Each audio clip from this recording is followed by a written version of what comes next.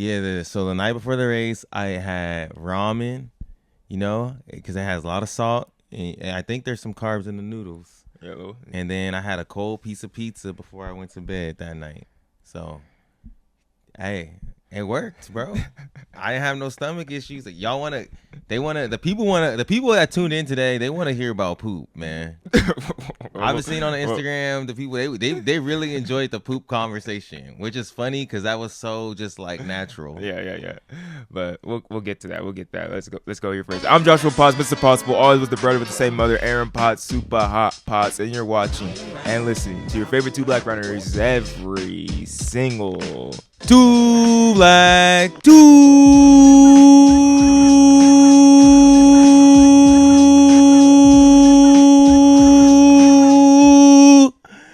stay.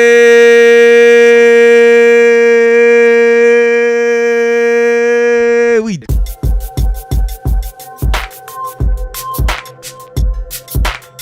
did it, man. We did it. If you watching the pod, you see right now what I'm holding up. Let's go. New York City Marathon finishers, baby. Oh, and also look at the time right there. Yeah, Under 3 hours, sub 3 hours. what's good? And Sub 3, we did it. I mean, for me, hey, Joshua, you got me. Good for you. But honestly, the goal, there's no question about it. the goal for me was sub 3, bro. Y'all know, y'all that tune in, the real ones. Y'all seen the videos all over the internet when I was cramping up. I was on the ground. You know what I'm saying? This dude and John. Shout out John. John, you was on my head. Don't think I seen what you were sending Joshua, bro. I seen what you was doing, bro. But hey, what's good? Sub 3, it wasn't a problem. Shout out Casey Neistat. Man ran me down, gave me some encouragement, crossing the line. I thought that was just funny. But yeah, bro, good experience. Yeah, you can scoot over a little bit more since you don't wearing the frame. Yeah. But shoot, an amazing experience. First marathon for me, our first time doing the marathon together, and overall just like, shoot, where do we even start? Like recapping like the whole entire thing. Should we honestly start with running for culture, or do they know how this came about? I mean, I guess we have talked about how it came about. I don't think we really. You can go into a little bit about how it came about. Oh dang, I'm sorry. But yeah, as you guys can see, like this is not well planned. Like we're both leaving to go back home to California in like the next couple hours. We only have a few minutes left here in this hotel room before we get out of here. Aaron's been here for 6 days, I believe. I've been here for 5 days and finally about to head back home. And overall, like it's been an amazing trip, and definitely looking back I'll go back here my first time to the New York City Marathon. Our first time watching a marathon major, covering a marathon major any type of way was 2021 here at the New York City Marathon. I believe that's when we interviewed Luis Grijalva, Alafine Tulamunk, and we did Kellen Taylor and Stephanie Rosenstein. Yeah. We did all of them. Steph Bruce Rosenstein. Yeah. So we interviewed all of them at the Hoka pop-up store. And like, I think from that point, we're like, dang, man, eventually we're going to run a marathon. Aaron finally ran a marathon earlier this year in LA. And then we get the call to possibly do the marathon this year. Yeah. I mean, shout out to New York Road Runners for connecting us and getting us an entry. I had the honor to be on a fireside chat with them, and I was super surprised that, they would reach out to me and they would want to hear me speak about diversity within sport and things like that. So that was super cool to do that earlier this year. And John, he's the director of social media there. He reached out to me individually, just like, I would love to do something with y'all around the New York City Marathon. And the first thing I thought of, because I had already said this before, I was like, yo, like it would be dope if me and Joshua could have run the New York City Marathon. And he was living in New York at that time. Yeah. So the more me and John talked and threw around ideas of how me and Joshua could like really support from the get-go, we wanted to support the Black run clubs in the area, and that's when the idea came to life of just getting run club leaders from different boroughs to speak on the intersectionality of running and culture within run clubs and all the amazing things that they're doing for their communities. And we ended up doing that on Wednesday at the expo. Friday. Oh, I'm sorry. My days is messed up, man. Y'all know. You ran a marathon, you know what I'm going through. But yeah, we got to do that on Friday. I also was here with Hoka, and I got to do a panel. That's what I did. I did a panel with Latoya. With Latoya Shante Snell. She is the queen of the back of the Packers, queen of Brooklyn.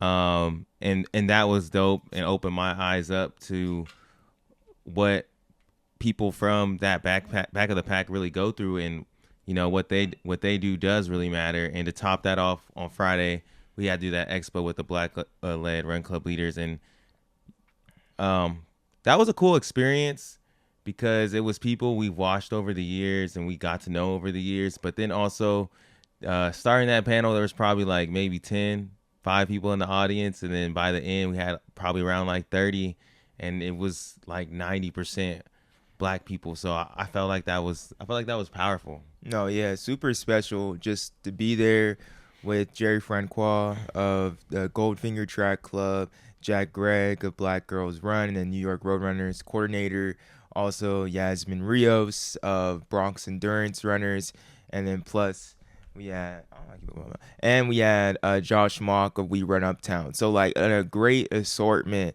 of black leaders in the New York City running community, like in order just to speak on what they struggle with and speak on like topics that they want to be addressed, but also for everyday runners. Like these are leaders and influencers in their own community, giving real, like bringing up issues and bringing up topics that are pertaining to runners of all different cultures, not just black, but letting the black leaders have this stage at for New York Roadrunners is something that's super huge. So huge shout out to New York Roadrunners. I think we'll have that out since we're making this now. I didn't even expect to do this like now, but we'll have that out next Tuesday for you guys and have this Tuesday. But then I guess we should just get into the race. I think that's what the people really want to hear about, and we spent a good minute talking about everything, about 10 minutes into the podcast now. But the race, bro, leading into the race, expectations, just like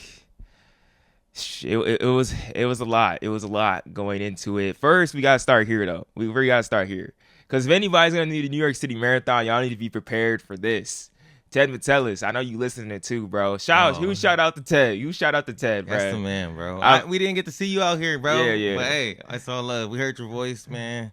The race director. Fire. I believe that's his title, race director of New York. He's the man, bro. He runs it. TCS. Yeah, he runs it. But Ted, bro, we gotta switch this thing. We gotta switch something up, bro.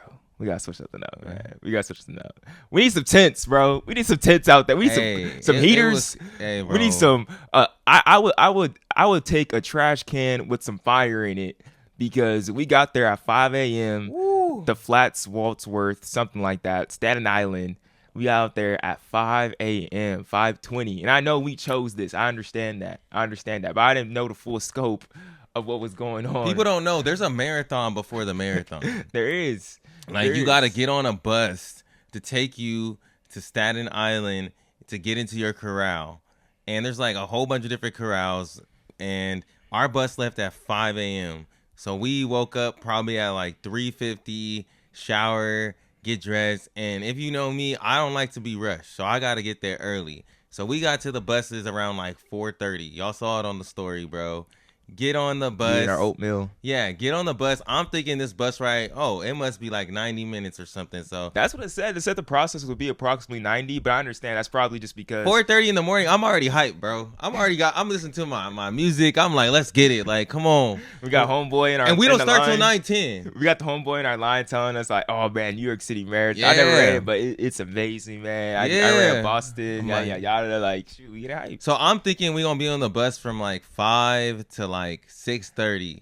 Yeah, I don't know. Hopefully. Yeah. So on the bus, I just have my Inspire playlist on. The guy sitting next to me, I didn't speak a word to him. I was just like, let's get it. I was just trying to go to sleep. I had my eyes closed. No, I was wide awake. I didn't sleep. I had my eyes closed. I was like, man, hopefully I get some more sleep here on the bus. Like, that would be beautiful. I was visualizing. I was getting ready. Bro, the bus ride was 30 minutes, dog. The bus came to a complete stop, and I was surprised. I was like, are we at a light? And it was warm in there, too. And we from nice. Cali. We get off the bus. It's like 5:30. We don't race until 9:10, fam. 9:10. And guess what? Wait. Hold on. You saying we got off at 5:30? We got off the bus at 5:30. 5:40 maybe. 5:40 I don't maybe. know. It was before 6 a.m. It was way before 6 a.m. Not even gonna cap. So 4 hours we go off. Bro, how cold was it? It was 39 degrees, bro. It was cold. It had to be colder when we first got there. It was 7 degrees above freezing. Shout out Damari. Shout out my boy Damari. It was 7 degrees above freezing, bruh. And we were on Staten Island. We walk out there. I'm like, dang, I was like, okay, man, maybe they're going to be some tent. Maybe we're going to be some heaters or something. And I'm like, dang, bro, this is savage right here. I was like, how many people you think dropped out? They just got there and was like, this ain't it. We waited 4 hours, Shoot. about 4 hours for our race, bro. I felt like we're in the Hunger Games. Bro, it's different, bro. I feel like it's different. Like, we're really getting prepared, but shout out New York Road Runners again. Shout out New York Road Runners, but shout out to all the finishers that went through that with us. But I'm just saying, that was crazy. It was very organized getting to the bus. First off, we were lining up, and I was like, Aaron, I feel like New York is like they're evacuating. Yeah, they're preparing people for evacuations. This was super organized. Somebody over the thing. I'm like, dang, this is like industrial. I don't know how to describe it, but it's super organized. Everything went super smoothly. That's why we got there so fast. That's why it didn't take 90 minutes. I know. But we get there, we got bagels on hand. Yeah. They got coffee. Gatorade on hand. They got coffee on hand. They got porta potties. They had a dog therapy on hand. You feel me? They had a whole lot of stuff on hand. But on the other end, I was sitting on a curb for about 3.5 hours, freezing. Hey, man. And then there was the VIP section. Oh. I ain't trying to get on y'all. If you was in VIP, that's cool. Nah, cool. Bro. Nah, it's cool. If you in VIP, that's cool, but you kind of soft. You know what I'm saying? All I'm going to say is you kind of soft. Charmin? You know what I'm saying? You Charmin soft, bro. I was out here, You call him Dwight Howard? I don't know about that. That's crazy. I'm just saying, because Kofi said that. That's crazy. But, hey, I was out here waiting 4 hours, bro. Casey Neistat, I know you got me. Yeah, you outkicked me. You caught me, but you was in the VIP probably. You was probably in the VIP. I was out here in the cold, suffering, and I made it through. See, we ain't gonna have no friends. We ain't gonna have no friends after this podcast. I'm just kidding. Shout out Casey. He the homie. That's a funny story. I don't know if we have enough time to go into that too, though. Yeah, because low key, it's already 11:46. We gotta get out of here soon. But we should just get right to the race. I think we could go we built it up, huh?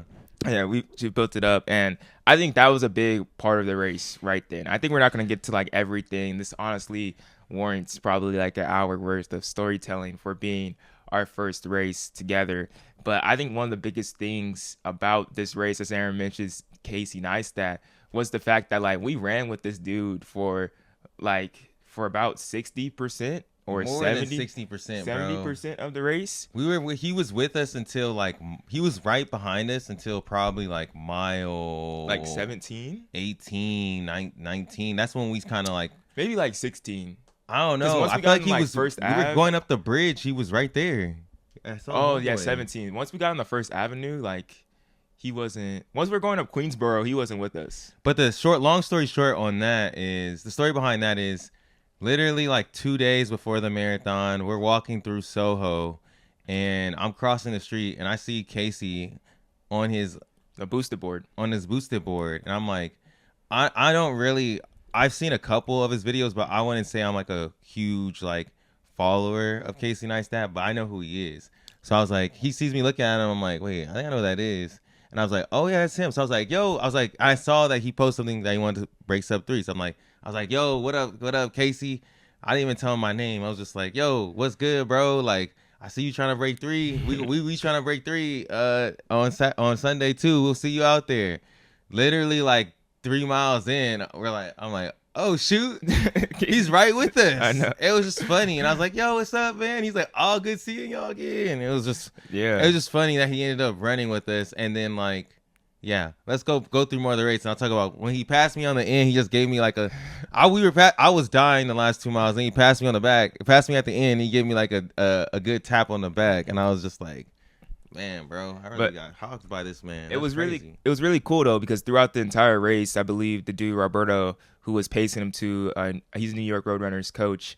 Like he was saying that, like, man, it was kind of almost annoying. Just at least the entire way, people would just hear it say Casey, Casey, Casey, and at times we're right next to him, we're in front of them, or sometimes we ended up being like behind them for a second, and you literally just hear Casey, Casey, Casey like the entire time. And like this dude really is like the king of New York when it comes to like social media, and especially the New York City Marathon, since he's done it so many times and people are always shouting his name. But you get to see these like packs of people that you're running around from the beginning who are also shooting for 3 hours. So like everyone has this combined goal of not like trying to beat anybody or like place a certain way, but you can tell just in the pack that you're running with, like, oh, this person's probably shooting for 3, just by how conservative they're running and whatnot. So like I think that was really cool to be able to just see like individuals that were running together at the time. Or at one point, this girl, she was like, are you guys trying to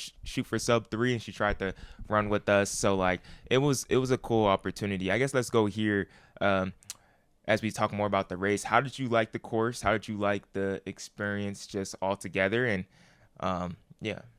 No, honestly, altogether, I will say that kind of like going back to what we were talking about at the beginning, definitely way more organized than LA. LA's kind of like you pull up, yeah, but it's way less people.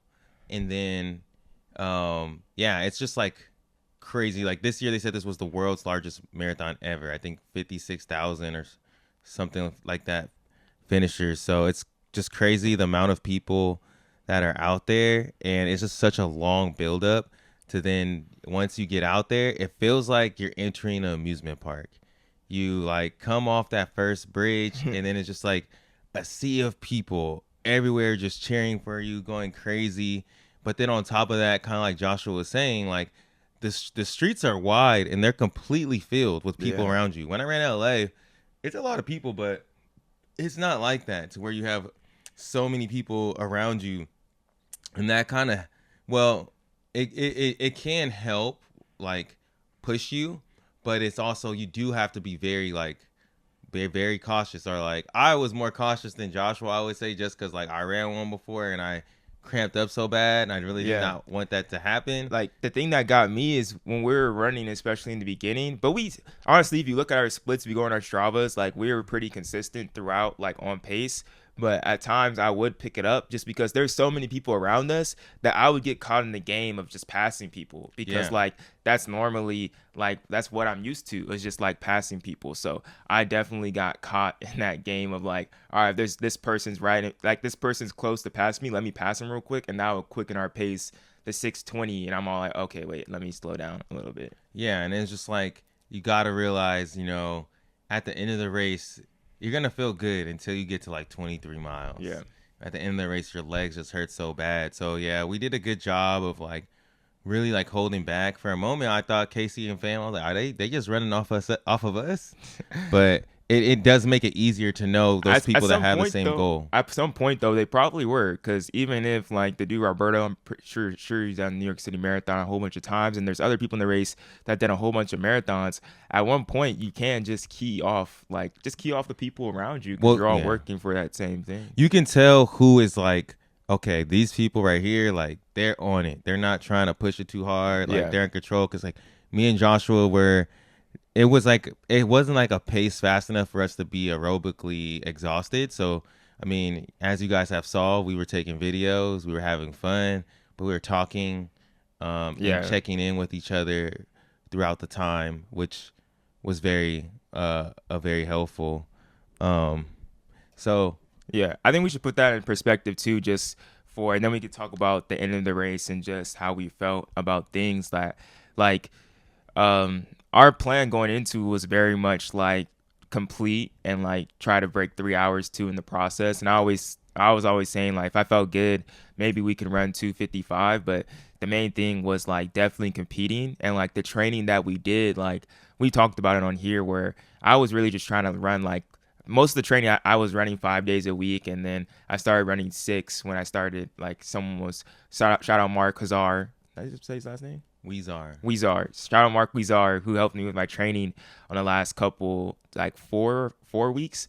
Helped me with my training. I did 6 days a week, but it was only like 50 miles and only did 1 week of 50 miles. And Aaron was running 5 days a week at like 40 miles. Yeah, I was running like 40 But miles. yours is so much more inconsistent than mine. I just had, and this is not no excuses. I'm happy how I ran. To be honest. But that's just to be said is that like we were going in like this was a long run like for us. It was more of like let's do this long run under 3 hours, and if we feel good, maybe we can start picking it up. So like we were really being conservative the entire way, really, and like talking to each other. Like in the middle when we got 13.1, we're talking about the bandit sign, or when people were just coming through, like we were just talking to each other like it was a normal run. We were really just like, and like I said this when I did LA, like coming from being, a competitive athlete and like in college and after college, it is fun to take a step back and run a race for the experience. Mm-hmm.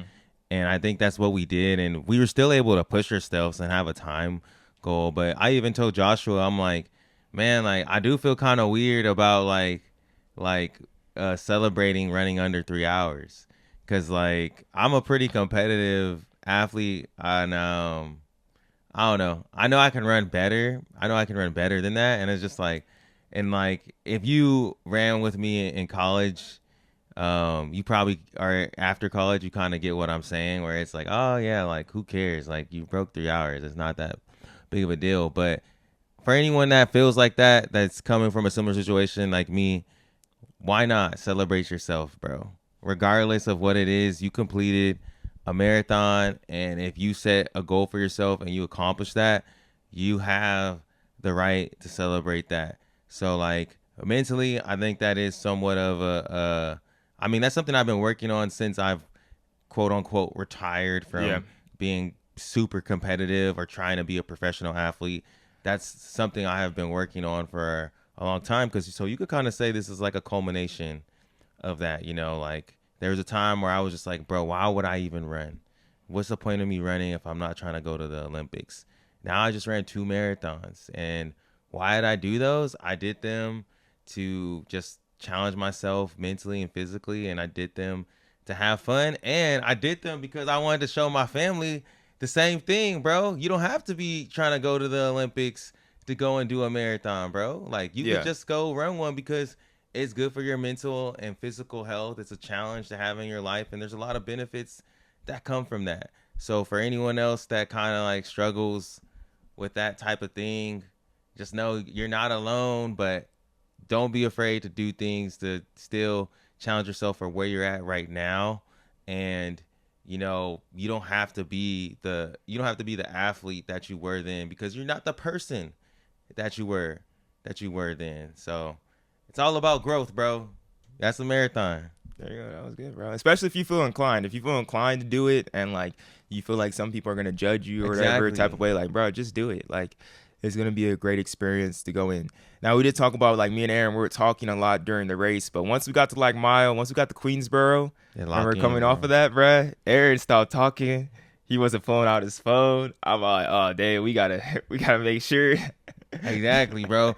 Oh my, bro, my left leg and hip was hurting really like for a long time. But like I'm the type of person, I'm just not gonna acknowledge it, Literally, I was on the bridge. I'm like, I like this, yeah, but I was in pain, bro. Like you just gotta tell yourself. At that same time, we were going up the bridge, and then like he does that, and then like a minute later, like I'm like 20 meters ahead of him. I'm like, man, where's Aaron at? Like, I'm just slowing down on the downhill to just make sure that he catches back up, and so that we can keep on pulling together. But then I was kind of hurting too. Like, like at least like 6 miles in, maybe 7, my feet were already hurting for my skyward X's, because they were just low key. They're just beat. Like honestly, they're just beat. And that was the main thing in my training, that sometimes my feet would just hurt. But by the time we got down, we were going up going up First Avenue, and then once we were coming down Fifth Avenue, and like by that time, bro, like my from like my not my knee, but my knee below to my feet was just in so much pain. I was really like, once we're going through Harlem, I'm all like, bro, something may just snap like in my shin or something. Like, I don't know. My fibula may just be gone after today, but whatever it is, like, I'm just gonna finish until like I have to stop or something. But we crossed the line. I dropped off from Aaron a little bit, was kind of just running solo. After that, I have to keep on remembering what my time was. I ran 2:56:45. Finished good. It was a good race. Felt good to break 3. And then after that, I was just waiting to see if Aaron was gonna come through and break 3, and he ran. Wait, man. Did you have to poop yourself Okay. at any time in this race? He did stop to go to the We did have- bathroom. yeah. I did stop to go pee. Like, bro, honestly, like the first mile in, I was all like, dang, bro, I have to go pee. So like at mile 4, that was kind of tricky. You have to dodge a few water people and go through, and then I just ran straight into the porta potty and got a little pee in real quick, and then we're back off and running. But no poop. No poop. Surprisingly, no poop situation. All right. Hey, I want to say too, for the record, I was clean, no poop, but I was fighting cramps those last couple of miles. Shoot. Like I said, it was something with my left hip, and like I could feel my hamstrings. My left hamstring was the first one. I was like, "Ooh, this is tightening up." But honestly, I think my nutrition was dialed, bruh. I think it was dialed. By halfway in, I think I already had taken 5 goos and a couple salt tabs, and I had my Scratch. Shout out Scratch Energy Labs. But then I think at mile 17, I dropped one of my goos. Yeah. And I was like, it was like a point where I was like, do I need another one? And then I was like to Josh, I was like, yo, I dropped one.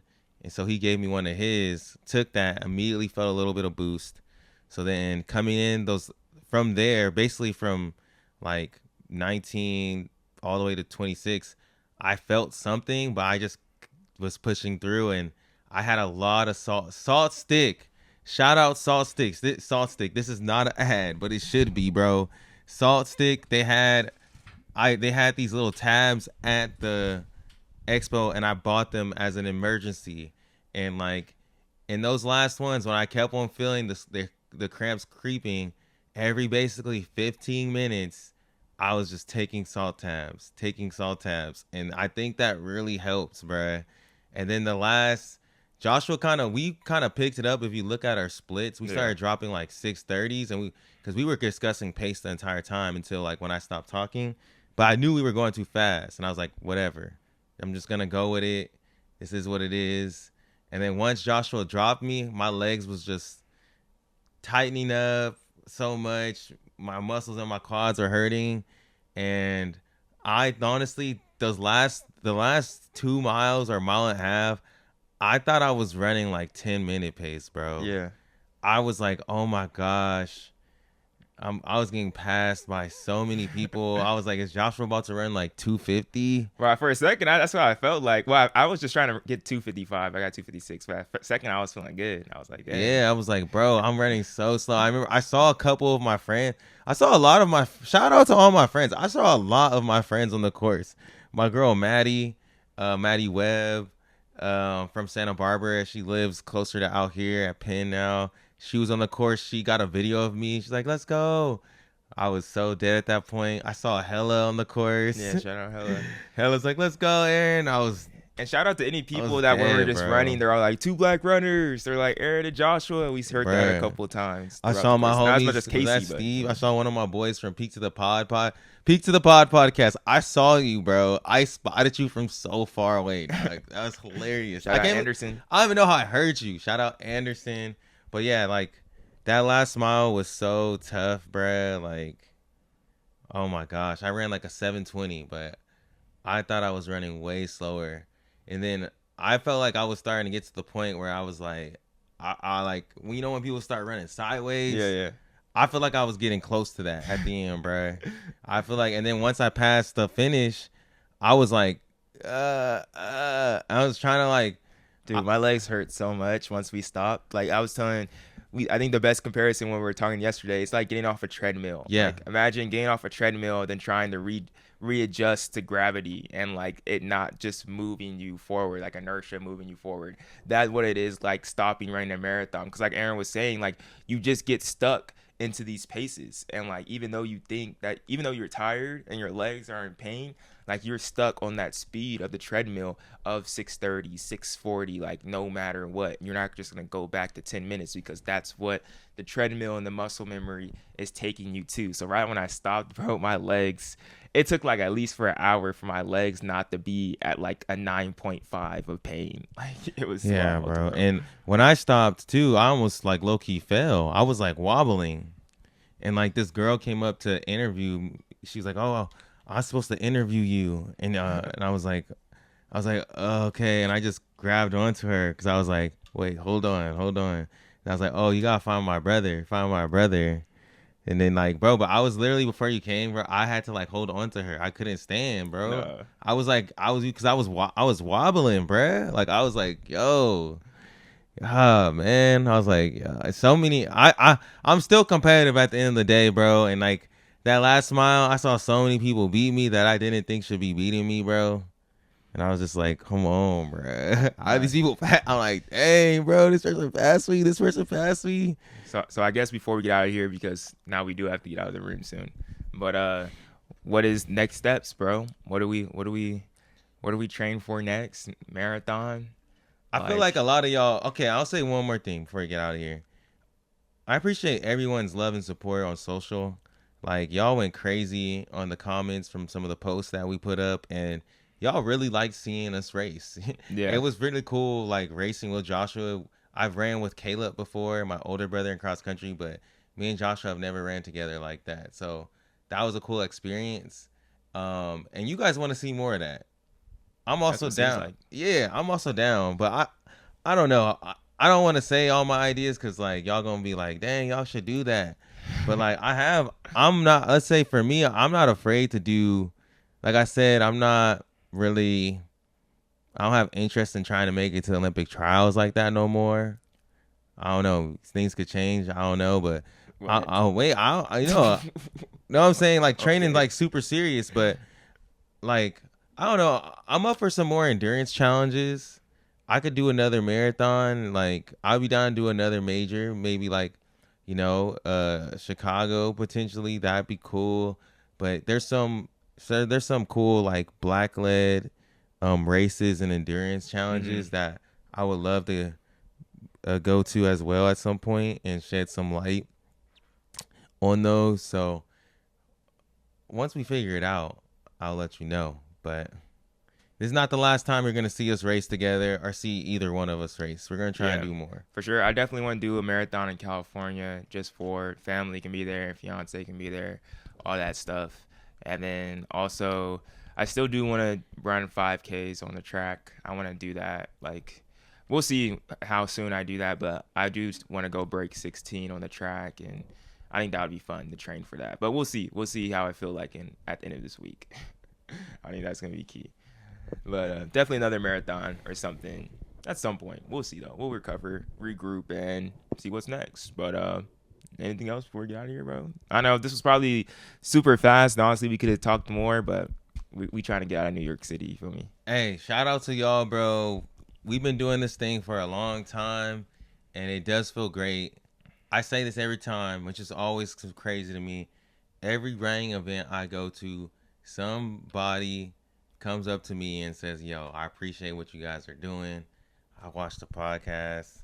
And that's wild to me because I always feel like I don't feel like we do crazy numbers, but I feel the love from y'all. I feel like we're making an impact and we're doing real things. So we're going to keep on doing it. And I want to do more. I want to make sure we can make as much of an impact as possible for you all, for our people, for our culture, and for people that are just coming from a similar background. So like, thank you guys for just the continual support year in and year out. And it's cool, especially shout out New York, man. I'm telling Joshua, I'm like, dang, like I feel like we low key a little staple out here in New York. We seen people we seen from years ago. And like, oh yeah, y'all like the two black brothers. I'm like, yeah, That's yeah, us. like for sure. You know what I'm saying? You remember anything about me? I'm impressed. I'm like, whoa, that's crazy, bro. So like, I appreciate, and the New York Times put Yeah, some that's what I stuff was on gonna say. us. All the New York love City to Marathon, like crazy, bro. all love the New York Crazy. Times being featured in that little article, to the TCS New York City Marathon being posted on there. They're doing Crazy. a panel,